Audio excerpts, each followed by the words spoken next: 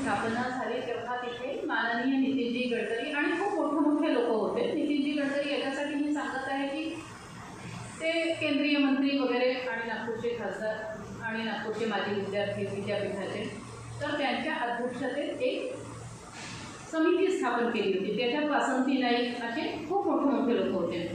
ह्या सगळ्या लोकांनी मिळून ठरवलं होतं की माजी विद्यार्थ्यांचा एक मोठा मेळावा आपण घेतला पाहिजे. त्या समितीत ठरलं होतं. म्हणजे शताब्दीची सुरुवात झाली, शताब्दी वर्षाची. तर त्या सुरुवातीत असं ठरलं की माजी विद्यार्थ्यांचा एक मेळावा झाला पाहिजे नागपूर विद्यापीठात.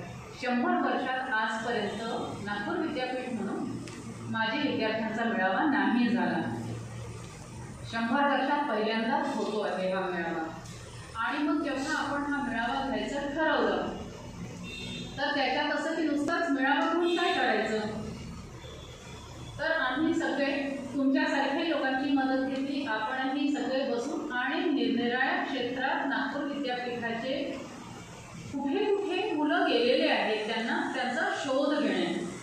आता कसं आहे की 4 तारखेला शताब्दी समारोहाची सांगता आहे, म्हणजे 3दाच कार्यक्रम घेणं भाग आहे. त्याच्यामुळे पाऊस असला तरी, लोक कमी असले तरी, गैरसोयी असली तरी कार्यक्रम हा उद्याच घेणे आहे, कारण 4ला समारोहाची सांगता होती आहे, म्हणून 3ला हा कार्यक्रम. मग जेव्हा आम्ही सगळे बसलो आणि नावं काढले तेव्हा लक्षात आलं की नागपूर विद्यापीठाचे भरपूर लोक असे आहेत की जे खूप ठिकाणी आहेत. दरवर्षी नागपूर विद्यापीठातून 2 लाख कोरोना डिग्र्या भेटतात दरवर्षी. साधारण दरवर्षी नागपूर विद्यापीठ 1700 परीक्षा कंडक्ट करत असते. आणि त्याच्यामुळे हा जो माजी विद्यार्थ्यांचा समूह आहे हा खूप मोठा आहे. इतक्या मोठ्या आणि 100 वर्ष आपण विचार केला की 100 वर्ष म्हणून तितक्या लोकांना भेटणे, तर तिथे आम्ही खूप कमी होतो. वेळ कमी होता, माणसं कमी होते, सूचना माहिती सगळ्या गोष्टी असतात. आणि हे सगळं असताना मग जेव्हा आम्ही कामाला लागलो तेव्हा मग आम्ही काही झोन्स केले की 100 वर्ष आहे तर 100 लोकांचा सत्कार करावा आपण. निरनिराळ्या क्षेत्राचे माननीय असे लोक आहेत. मग कोणते तर नागपूरने वाईस चान्सलर्स दिलेले आहेत. त्यांचीच यादी 27 आहे. 27 आम्हाला समजली ते हयात आहेत. अजून जुन्या म्हणजे अजून हे गेलं तर मला वाटते ही यादी मोठी होईल. 27 जणांचं आम्हाला समजलं. मग आम्ही जेव्हा सेनेकडे वळलो तर तिथे सुद्धा खूप मोठे म्हणजे असे लोक की जे डॉक्टर्स आणि ते तिथे सेनेत गेलेले अधिकारी झाले किंवा साधे सुद्धा BSc वगैरे केलेले असे पोरं आणि सेनेत मोठ्या पदावर गेलेले. इंडस्ट्रीचा एक मोठा चंक आहे की इंडस्ट्रीमध्ये गेलेले लोक. जजेस खूप मोठ्या संख्येत आहेत. इंटरनॅशनल लेवलचे प्लेयर्स आहेत नागपूरमध्ये. आता रिसेंट म्हटलं तर ओजस देवतळे आहे. असे वेगवेगळ्या क्षेत्राचे साहित्यकार आहेत ज्यांना आंतरराष्ट्रीय ख्याती लाभलेली आहे. म्हणजे तसं आपण सुरेश भटांचं नाव घेऊ शकतो, पण ते आता हयात नाही.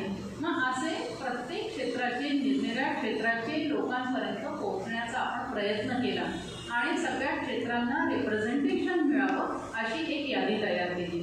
आणि to the height of our surprise सगळे लोक दे आर सो हॅपी की नागपूर विद्यापीठाने आमची आठवण केली, आम्हाला बोलवलं. खरं म्हणजे आमच्या डोक्यात जो विषय होता तो थोडा वेगळ्या पद्धतीचा होता की विद्यापीठ परिसरातच तिथेच कार्यक्रम घ्यावा आणि मग तिथनं ते आपापल्या डिपार्टमेंटला जाऊन आणि थोडं बरं वाटतं.